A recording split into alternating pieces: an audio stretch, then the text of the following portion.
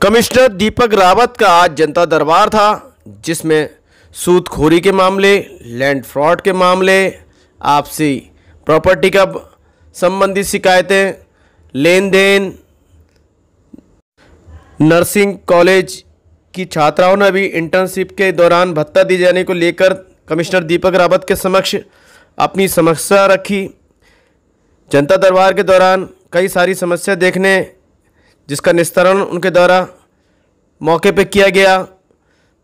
कोई जसपुर से आ रहा है, कोई टनकपुर से आ रहा है, कोई बागेश्वर से आ रहा है, कोई रुद्रपुर से आ रहा है, कोई रामनगर से आ रहा है, तो कोई कालाडूंगी से आ रहा है। जी हाँ, अलग अलग जगह के मामले आज देखने को मिल रहे थे। इसके साथ ही कई तरह की बातें भी सामने देखने को मिली कि शिकायतें पति की संबंधित थी, वो महिलाओं को भेज दे रहे थे।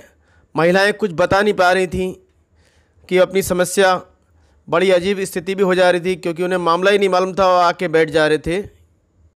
कमिश्नर दीपक रावत ने खबर संसार के द्वारा अपील करी कि जो ब्याज का काम कर रहे हैं उन्हें चेतावनी दी है कि पकड़े जाने पर सख्त कार्रवाई होगी। इस तरह के काम ना करें क्योंकि ऋण देने का काम बैंक का है, ना कि व्यक्तिगत लोगों का। उन्हें सख्त लहजे में चेतावनी देते हुए कहा है कि ऐसा कोई अगर पकड़ा जाता है तो उसके खिलाफ कड़ी से कड़ी कार्रवाई की जाएगी और बख्शा नहीं जाएगा। ये अपील करी है इन्होंने आज खबर संसार के माध्यम से। अभी क्या करते हैं, वैन तो चल नहीं रही। सर मैं खाली एक स्टॉल लगा के ऐसे अपना काम चला रही हूं। कई फरियादी ऐसे भी आए जिनकी पूरी मांग उन्होंने निपटाया, और देखिए विजुअल में हम दिखा रहे हैं, खुश नज़र आ रहे हैं कमिश्नर साहब के साथ। रूम में क्या नाम है? रचना रावत, कहाँ रहती है? गुरुद्वारे के साथ 2 नंबर 2 गली। जी साल का बन कोई मुझे नहीं करना। ठीक है मैडम। कमिश्नर साहब, आज जनता दरबार है और तमाम भीड़ लगी थी सुबह से, अब अभी तक बैठे हुए हैं।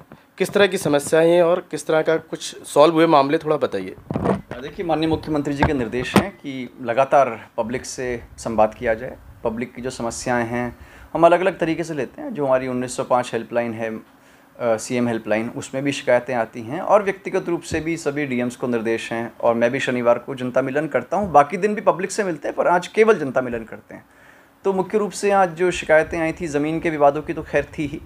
उसमें ज़मीन के विवादों में हर जगह ऐसा नहीं होता कि लैंड का फ्रॉड ही है। कुछ जगह लैंड का फ्रॉड भी होता है, कुछ जगह सीमा के विवाद होते हैं, कुछ जगह रास्ते का विवाद होता है। उसको भी हम लोग सॉल्व करते हैं, और कोशिश यही रहती है कि समाधान इसका इस तरीके से हो कि सरकारी जो विभाग है वो भी आ जाए, और जो शिकायतकर्ता के 2 पक्ष 3 पक्ष हैं उनको भी सुन के इसको सॉल्व कर दिया जाए। तो उसी क्रम में आज इन समस्याओं को निस्तारित किया गया। और इसके अलावा कुछ सड़कें और कुछ हमारी बिजली पानी की जो शिकायतें हैं वो भी इनफैक्ट आती हैं, उनको भी मौके पे दूर किया जाता है। यदि कोई समस्या ऐसी हो जिसमें बड़ा बजट चाहिए तो उसके एस्टिमेट्स बनाए जाते हैं, या कुछ का आपदा से करवाने हैं वो करवाए जाते हैं। तो कुल मिला के इनका रिकॉर्ड हम रखते हैं इन समस्याओं का, और जो छूट जाती हैं उनको फिर रेगुलरली हफ्ते में अलग अलग दिन। आज सर अभी आपको सम्मानित कर रहे थे, कुछ लोग उनकी कुछ समस्या रही होगी पुरानी, आप लोग आपको क्या समस्या थी सर जो सॉल्व हो? ज़मीनों का राइट है? नहीं, देखिए, ये मानपुर गांव है और इसमें उन लोगों को बसाया गया था जो पहले कॉर्बेट के अंदर थे। तो कॉर्बेट के अंदर झिरना से और कोठीरो और लालढांग, इस तरह से अलग अलग गांव थे जिनका विस्थापन हुआ था। और विस्थापन के बाद इनको नई जगह पे फॉरेस्ट लैंड दी गई थी, उसको फिर वहाँ पे सर्वे के आदेश हुए थे और वहाँ पे पक्की खतौनियाँ बननी थी। तो ये जो मानपुर गांव का मामला है, इसमें 29 साल पहले ये लोग वहाँ पे बस गए थे, लेकिन पक्की खतौनियाँ नहीं बन पाई थी क्योंकि वहाँ पे जब सर्वे हुआ तो कुछ लोगों ने अवैध कब्जे कर दिए थे, और उस अवैध कब्जे को दिखाते हुए ये कहा गया कि ये रकबा कम है, जबकि इशू ये नहीं था। फॉरेस्ट ने ज़मीन पूरी ही दी थी, उसके बाद ये कब्जे हुए थे। तो फिर मैं यहाँ पे गया था गांव में, और डिस्ट्रिक्ट मजिस्ट्रेट उधम सिंह नगर भी गए थे, और वहाँ पे तय किया गया था कि जो कब्जे हैं इनको हटाया जाए, और उसके बाद जब रकबा पूरा हो जाए तो सर्वे पूरा किया जाए। तो इसमें अभी कच्ची पर्चियाँ हमने इन लोगों को दे दी हैं, और फिर इनकी पक्की खतौनियाँ। लगातार ब्याज पे पैसा उठा रहे हैं, 10-10, 15-15% महीने पे उठा रहे हैं सर। लगातार मकड़ जाल फैल रहा है, लोगों के घर तबाह हो रहे हैं। आपके अभी तमाम तरह की समस्याएं आ रही हैं, इस पर सर कुछ? देखिए, इसमें ये समस्या इनफैक्ट काफ़ी बड़ी हो रही है। मैं आपके माध्यम से अनुरोध भी करना चाहूँगा कि जो इस तरह के इनफॉर्मल चैनल्स हैं जो बहुत ऊंची ब्याज दरों पे पैसा देते हैं, उसको बिल्कुल अवॉइड करें। और ये अवैध भी है। बैंक से आप लोन ले सकते हैं और तमाम तरह हैं जहाँ से आप लोन ले सकते हैं बिना कोलैटरल के। बिज़नेस उद्योग शुरू करना है उसमें भी गवर्नमेंट के बहुत सारे लोन्स हैं, उनका आप उपयोग करें। और जिस तरह की ब्याज दरें मैं सुनता हूँ कि यहाँ पे ली जा रही हैं वो गलत हैं। और अगर कोई मामला ऐसा हो गया है तो हमारे पास आएँ, कोई एक्सटॉर्शन कर रहा है, डरा धमका रहा है, तो उसमें निश्चित रूप से फिर मुकदमा भी लिखा जाएगा।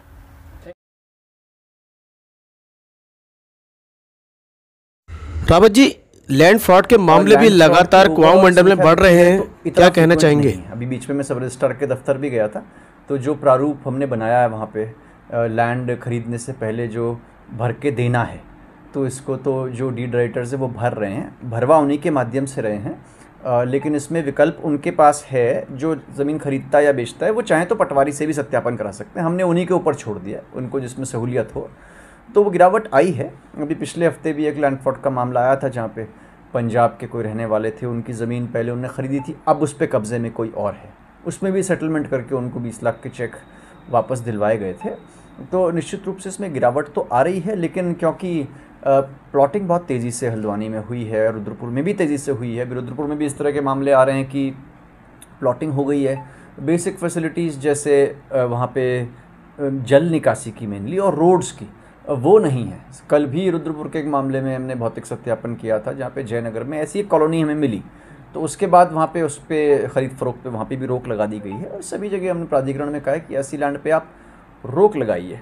और पब्लिक भी थोड़ा सा एक बार अनुरोध है आपके माध्यम से कि थोड़ा सा वो लोग इसको अच्छे से दिखवा लें, चाहे तो प्राधिकरण से भी पूछ लें कि ये वाकई कॉलोनी वैध है या नहीं है।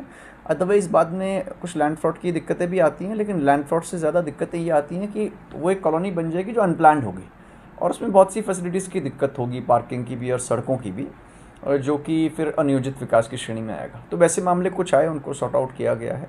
और उसके अलावा इस बार कुछ मामले स्कूल्स को लेके आए थे, फ़ीस को लेके, जिसमें बच्चे को एग्ज़ाम देने नहीं दिया गया रुद्रपुर से, तो उसमें भी डायरेक्शंस मिले हैं स्कूल को कि उनको वो टीसी दे दें अगर भले एग्ज़ाम में नहीं बैठ पाई हैं, या फिर इनको दाखिला दे दें। नर्सिंग की बारे में स्टूडेंट्स, उनका ये कहना है कि जब डॉक्टर्स ट्रेनिंग नर्सेज भी आई हैं, इंटर्नशिप करते हैं तो उस दौरान उनको कुछ स्टाइपेंड मिलता है जो कि 17,000 18,000 रुपये है। और नर्सेस का भी वर्क क्योंकि जुड़ा हुआ मेडिकल से है और वो भी उतनी ही सेवाएं देती हैं, बल्कि सभी आवर्स में ड्यूटी भी करती हैं, तो उनको भी कुछ स्टाइपेंड मिलना चाहिए। Thank you.